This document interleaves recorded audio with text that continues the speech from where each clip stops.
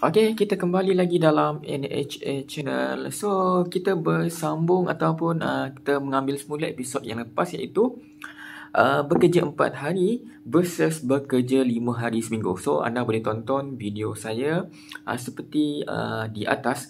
Okey, so hari saya nak ceritakan tadi sebelum saya ni dalam perjalanan nak pergi ke kerja, so saya ada terdengar Cats FM, iaitu radio stesen Sarawak, berkaitan dengan mungkin ada yang suka bekerja 4 hari dan mungkin ada yang suka bekerja 5 hari seminggu.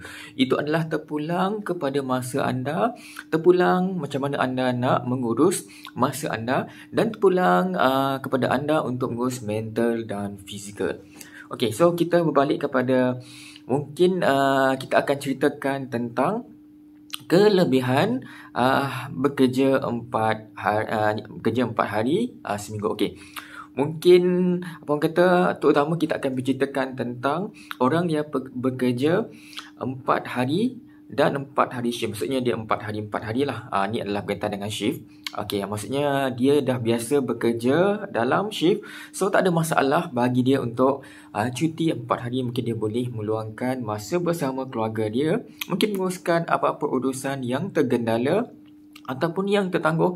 Dan yang paling penting, mungkin ada urusan mengenai hal-hal kerajaan, mungkin jabatan pendaftaran ke, immigration ke dan sebagainya. So itu adalah mencukupi, dan itu adalah bergantung. Mungkin ada yang kena Sabtu Minggu, Isnin Selasa. Itu macam mana dia nak menguruskan masa dia bekerja 4 hari bekerja dan 4 hari off. Maksudnya dia cuti lah.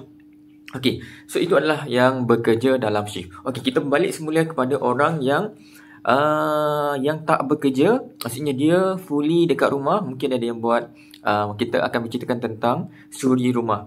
Okey, mungkin suami dia dah bekerja 4 hari, 4 hari bekerja dan 4 hari ni off.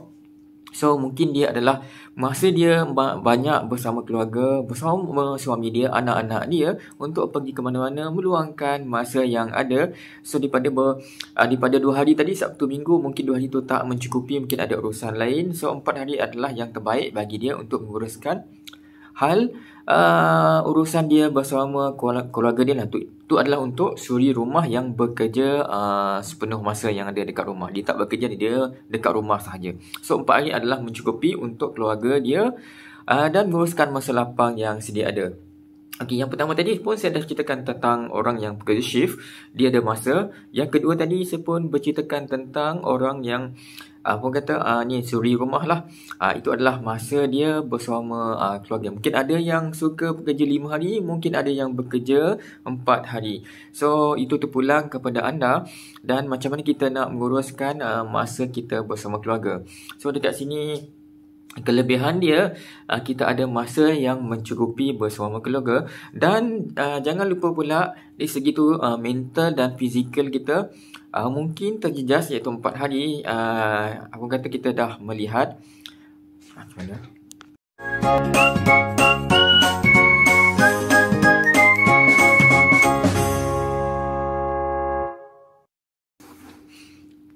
Okey, kita kembali lagi dalam NHA Channel. So, hari ini kita sambung semula berkaitan dengan 4 hari bekerja versus 5 hari bekerja dalam seminggu. So, saya pernah share dalam video sebelum ini dan anda boleh lihat link di atas ataupun gambar di atas. Okey, so hari ini kita akan bercerita tentang kelebihan bekerja 4 hari seminggu. Okey, so 5 hari tu kita tolak tepi dahulu. Itu adalah perkara normal yang kita buat dalam bekerja di Malaysia ni lah. Okey, so kita akan balik kepada orang yang bekerja shift dengan orang yang memerlukan bekerja dengan masa lah. Okey, kita akan bercerita tentang perkara pertama, iaitu orang yang shift. Maksudnya dia 4 hari bekerja dan 4 hari off. Okey, bagi yang telah bekerja dan mempunyai pengalaman 4 hari bekerja, 4 hari off, so mungkin dia dah bersedia dari segi mental dan fizikal, iaitu dari segi masa dia. Maksudnya dia dah bekerja mungkin dalam 12 jam untuk memenuhi 4 hari off tadi. Okey, dan segi-segi kelebihan tadi, dia mempunyai banyak masa untuk menguruskan ataupun mencari masa lapang untuk keluar bersama anak-anak dan keluarga mereka. Mungkin yang pertama tadi yang kita boleh ceritakan tentang dia ada banyak masa nak meluangkan apa-apa dia punya hobi, masa lapang dia, masa keluarga dia. Okey, yang kedua, mungkin dia nak settle perkara-perkara tertangguh, so dia punya banyak masa untuk menguruskan hal tersebut. Dan mungkin yang perkara ketiga adalah dia mempunyai banyak masa untuk menguruskan hal-hal kerajaan. Mungkin dia pergi untuk jabatan pendaftaran ke, immigration ke, custom dan sebagainya, untuk dia menguruskan hal-hal tertentu ataupun hal peribadi. Itu adalah bergantung. Mungkin ada yang kena masa hari bekerja, dia off day. Mungkin ada yang hari dia off day kena dengan weekend. Itu terpulang ke dia punya shift. Okey. Dan yang kedua adalah orang yang bekerja di rumah sepenuh masa. Okey, contoh isteri ataupun isteri yang full time housewife.